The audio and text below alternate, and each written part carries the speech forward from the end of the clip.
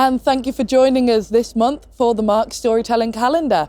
I'm Iris, and I will be telling The Black Fox, which this month has been illustrated by the talented Glenn. I think it might be my favourite of the illustrations of this calendar. So, once there was a young woman who lived in a house by herself. It was not a small house, perfectly sized for her, nestled just between two hills and surrounded by a garden at the edge of a forest. She owned that house outright, having inherited it from her grandmother and a small sum of money. The locals did say that they thought her grandmother had been a highwaywoman in her time. But that's not today's story. Today's story concerns the man that lived a little way out from her house, the man who owned the largest house and all the surrounding lands. He had fine hunting dogs and hawks, and he had all the money, and he owned merchant ships that sailed far and wide across the sea, trading and bringing him more wealth.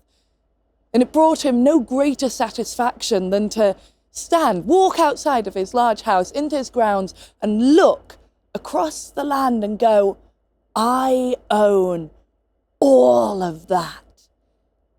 All of that except her house.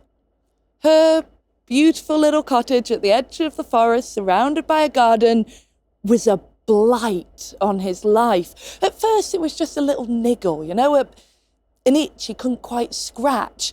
He'd sort of glance his eyes over it quickly when surveying his lands, but over time, that little cottage grew larger and larger in his mind, this blight, and he thought, the only way I'm going to be happy is to own this entire stretch of land. And so he sent out one of his servants to go to her cottage and say, are you prepared to sell? My master will offer a generous price for the house. And she said, no, thank you, very happy here, would like to stay. Right, what was he to do? He looked at his lands and he thought. And so he got on his horse himself. He rode out up to her garden gate, dismounted, came through the little garden, walked up to the door, knocked on it loudly until she opened, and he said, hello, I would like to marry you. Oh, thank you. That's a very kind offer, but I'm not looking to get married today. Do you know who I am? I'm the lord of the manor. I own great wealth. I could give you a good life. I would like to marry you. I don't know you, and I'm quite happy actually living here on my own. I love my little house, but have a good day.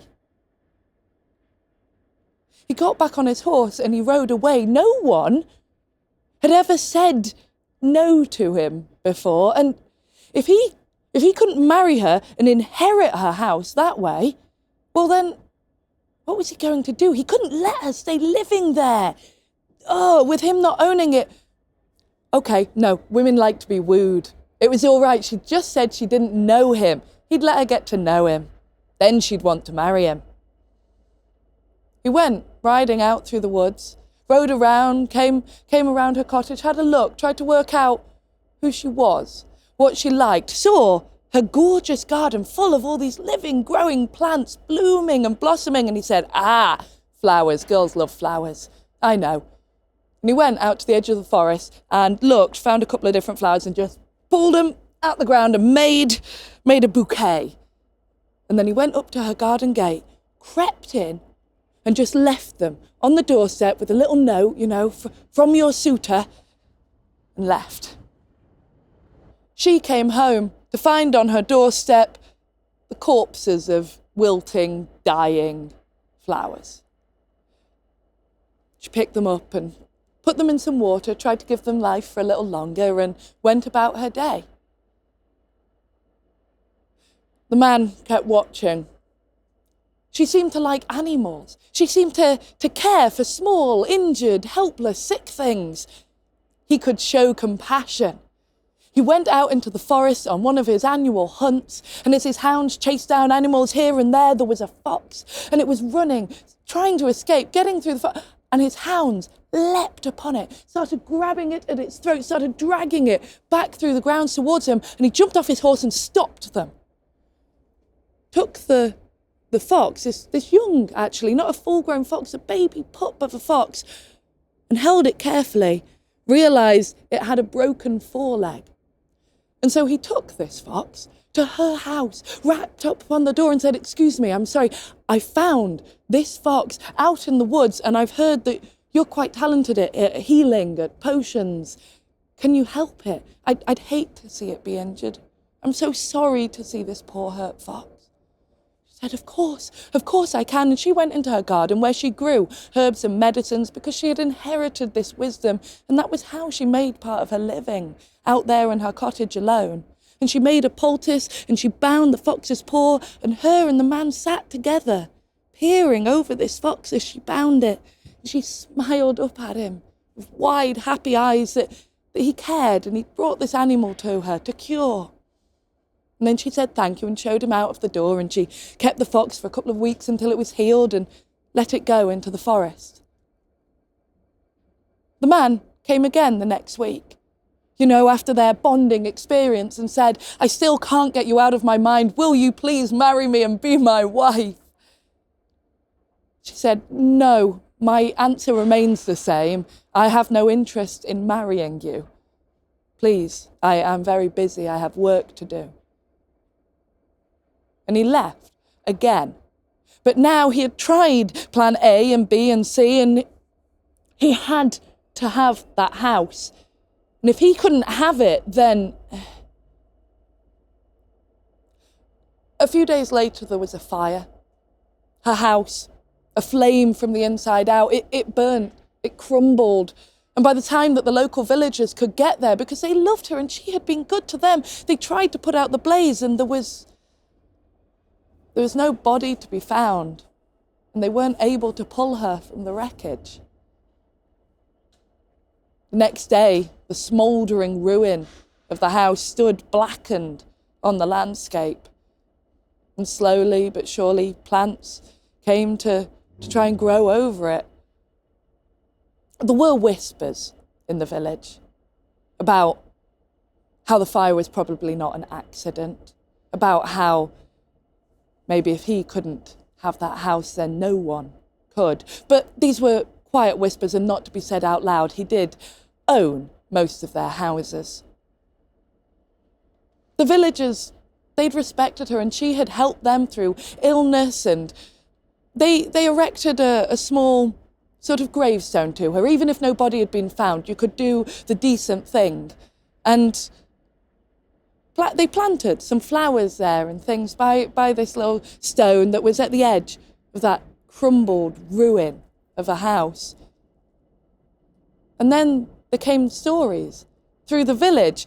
People walking late at night started to see a shape slip from between the trees of the forest and come up to that gravestone and curl in a circle, make a bed, fall asleep, wander around the gravestone, nose at it, sniff. A black fox, this beautiful firebrush tail of a black, inky, charcoal fox. It was around the time of the fox's appearance that the man's fortunes began to change. First, it was just one ship. There was a freak squall out in the sea, and several of his merchant vessels overturned. All the cargo was lost. His wallet took a huge hit, but it's okay. He would soon make it back. And there were the deaths of some of the chickens and everything out in the yard, but it's just a couple of foxes or animals. He put out some more guard dogs, but they kept dying. And then another accident befell one of his ships, and there was a mutiny, and then there was a fever, a sort of plague broke out on and one by one, all of his assets were drowning and plummeting. His wallet was shrinking, and worst of all, every night now, there was a fox's cry, a female fox, a keening, If you've never heard a fox in heat, well, be glad. It sounds like a scream, a yell, a wrenching cry, and it just wouldn't shut up.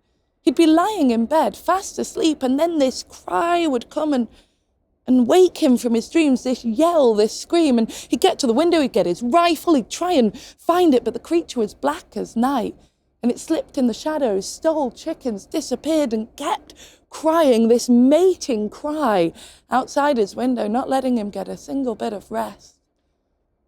This went on for months, until it was nearly hunting season, and this had been the man's favourite time, hunting season. And although his coffers were dangerously empty, he had to keep up appearances. He had to save face. He sent out still invitations far and wide to all the other noblemen. He said, come to my house. We're going to have a grand hunt. There's a forest just over the hill, and we're going to ride each day. It'll go on for, 3-4 days, maybe a week. I'll feed you all. Come on, we'll have a great time.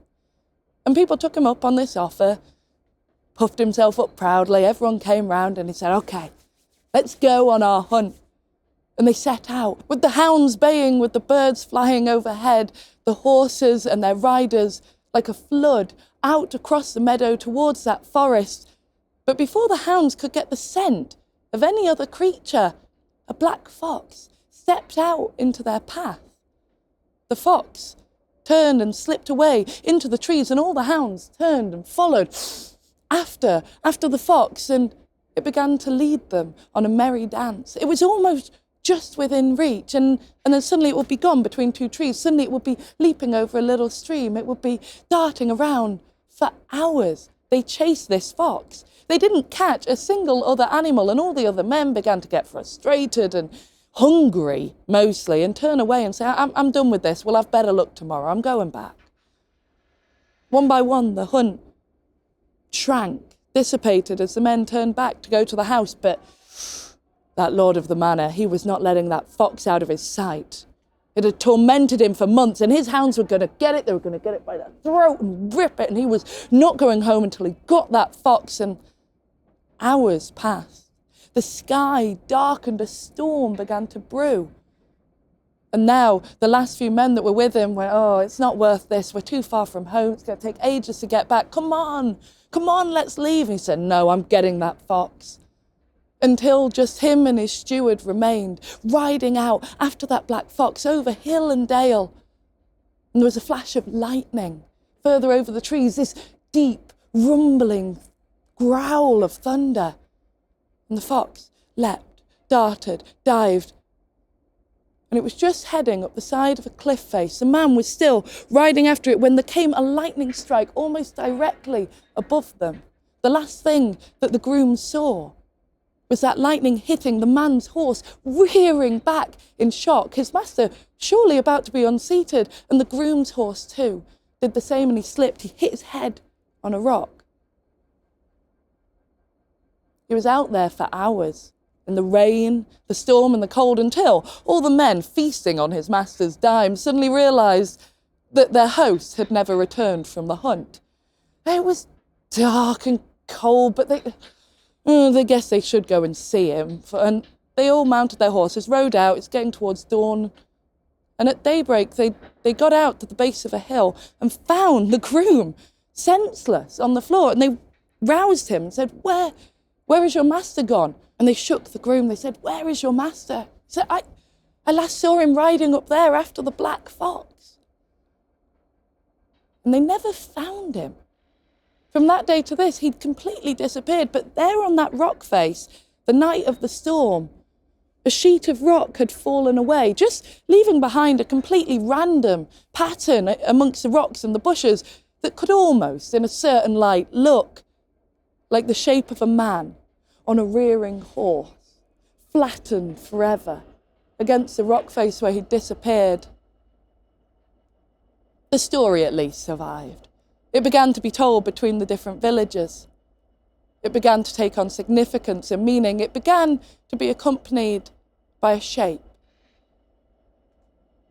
The old women would dip their fingers in the charcoal ash from the fire and draw over the cribs of young children, especially girls, the body, the head and foreleg, the back leg and tail of a black fox, a symbol to protect women from the wants of greedy men.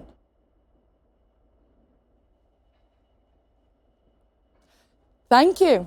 I hope you enjoyed this month's story, and I hope you will join us again in March when it will be Colin telling Loki and the Wall.